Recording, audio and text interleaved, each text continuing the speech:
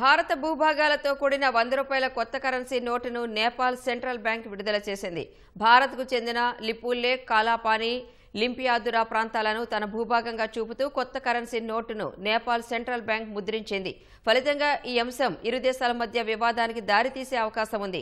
2020లో అప్పటి కేపీ శర్మ ఓలీ ప్రభుత్వం లిపులేఖ్, కాలాపానీ, లింపియాదురా ప్రాంతాలను తమ భూభాగాలుగా పేర్కొంటూ కొత్త మ్యాప్ను విడుదల చేసింది.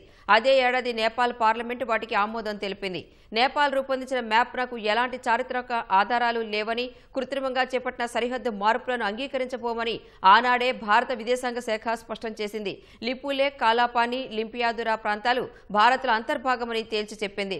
పాత 100 రూపాయల నోటుపై కూడా లిపులేఖ్, కాలాపానీ, లింపియాదురా ఉండేవని నేపాల్ రిజర్వ్ బ్యాంక్ అధికార ప్రతినిధి తెలిపారు. ప్రభుత్వ ఆదేశాల మేరకు కొన్ని మార్పులతో కొత్త నోటును ముద్రించామని చెప్పారు. నేపాల్ రిజర్వ్ బ్యాంక్ 10, 50, 100, 500, 1000 రూపాయల నోట్లను ముద్రిస్తుండగా కేవలం 100 నోటుపైనే మ్యాప్ను ముద్రిస్తోంది. నేపాల్ భారత్తో 1850 కిలోమీటర్ల మేర సరిహద్దును పంచుకుంటోంది.